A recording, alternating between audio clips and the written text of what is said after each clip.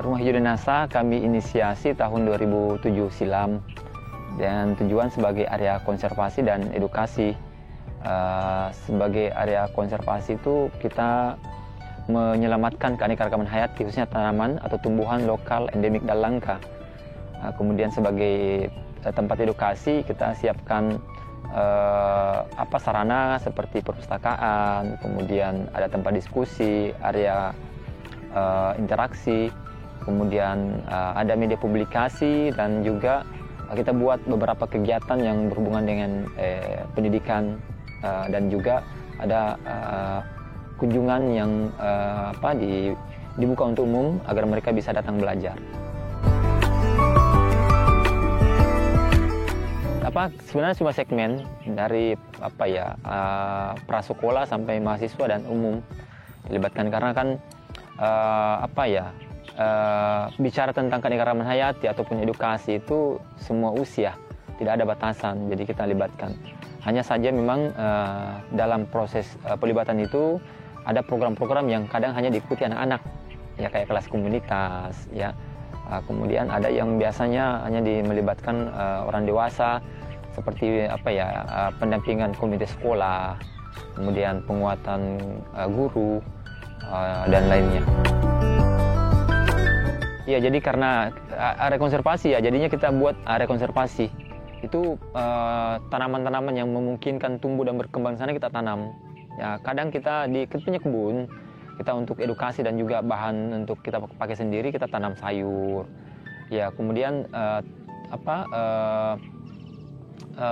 kita juga membuat atau mengadopsi teknologi tepat guna kayak biopori, ya, dan mekanisme penyiraman. Kita untuk edukasinya, ya itu tadi kita buat kayak tempat diskusi, ya, ada ruang baca, ada kegiatan-kegiatan juga yang kita yang keluar, kita mengunjungi tempat-tempat tertentu untuk mengedukasi warga sekitar tentang keanekaragaman hayati dan memperkenalkan atau mengingatkan pentingnya ekosistem di suatu tempat untuk dijaga. Dari segi jumlah sih memang lebih banyak yang di dalam, ya, khususnya sekitar Makassar dan Minahasa, ya. Tapi kita juga dikunjungi tamu-tamu dari luar, dan itu biasanya ada program atau kemitraan atau juga memang datang untuk mengenal keanekaragaman hayati kita, khususnya seperti apa orang-orang dulu memanfaatkan keanekaragaman hayati itu, dan bagaimana mekanisme yang mereka lakukan untuk bisa tetap terjaga, dan kadang juga mereka bertanya tentang seperti apa sekarang, ya, kultur tanam yang tersisa di etnik di Bugis Makassar atau di Sulawesi. Ya, sangat berdampak. Pandemi sekarang berdampak karena tidak bisa orang datang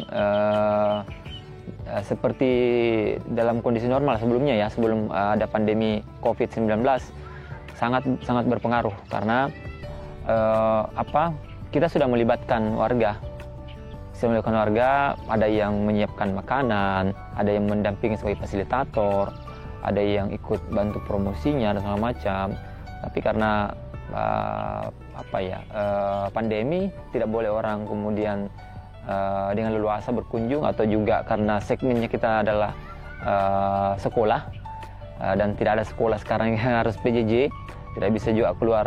Jangankan keluar untuk outing, datang ke sekolah saja dilarang, ya. Inilah jadinya sepi, tidak ada kunjungannya sangat terbatas.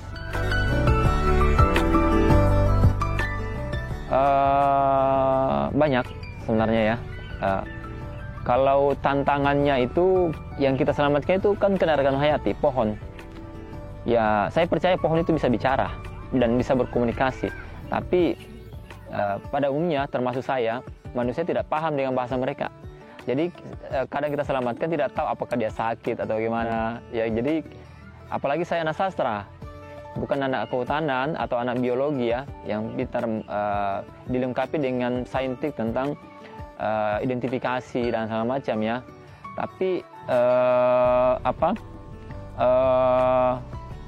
jadi tantangan terbesar itu sebenarnya. Meskipun ya kalau yang terakhir itu ya karena mungkin keinginannya besar, minatnya besar, malah sekarang ya alhamdulillah bisa mengenal lebih banyak keanekaragaman hayati secara otodidak karena mencari semua resource atau mungkin karena mengoptimalkan semua panca indera untuk menyerap, jadinya tahu banyak tentang keanekaragaman hayati.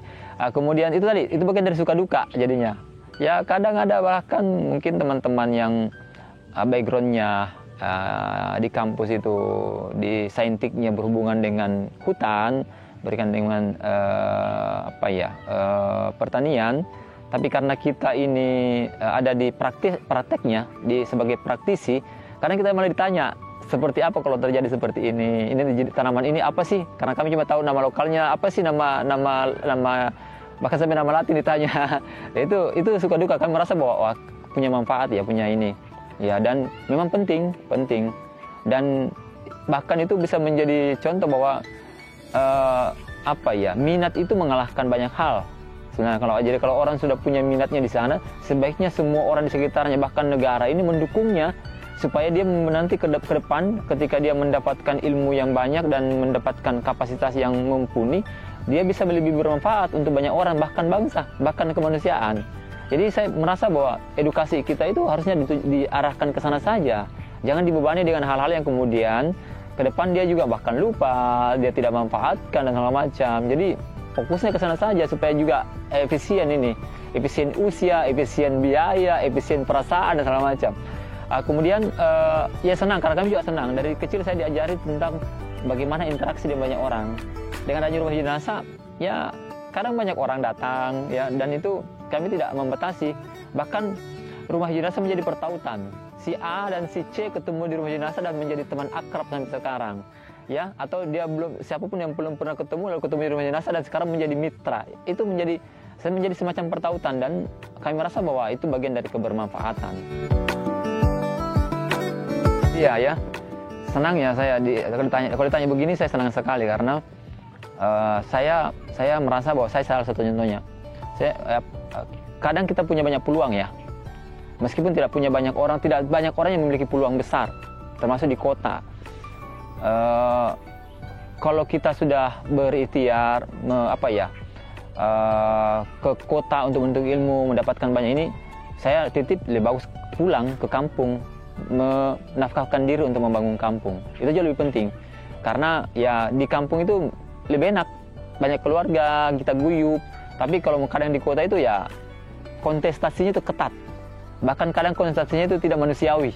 Ya itu, jadi kalau di kampung kan artinya kita memiliki tenaga dan ilmu yang fresh, yang pasti dibutuhkan kampung. Apalagi sekarang orang mau membangun desa, ya bisa memanfaatkan di sana dengan cara yang baik ya, dengan cara yang positif.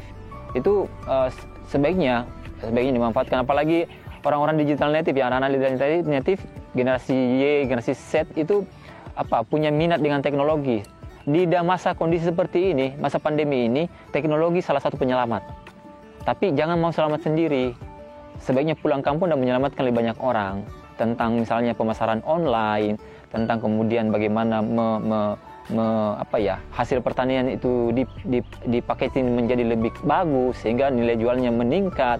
Bagaimana diolah dulu kemudian dijual, bukan langsung dijual dalam bentuk hasil panen yang biasanya, sehingga nilai tambahnya bisa meningkat dan bisa kemudian membuka peluang kerja, sehingga orang akan merasa bahwa nilai ekonominya di kampung itu akan meningkat. Atau juga tentunya yang mengedukasi bahwa tantangan kita dengan pertanian yang sekarang ini, dengan pemanfaatan misalnya saprodi, pupuk maupun kimia yang akan berdampak jangka panjang, bukan hanya kepada manusia dengan kesehatannya, tapi juga kepada ekosistem dan lahan, yaitu diajarkan kembali untuk kembali ke alam, menggunakan produk-produk pertanian yang organik dan mendorong pertanian organik dan menggali kembali potensi-potensi lokal yang pernah ada yang kemudian sudah mau hilang untuk dimuliakan kembali dan dimanfaatkan kembali. Saya kira itu. Subscribe Media Tani.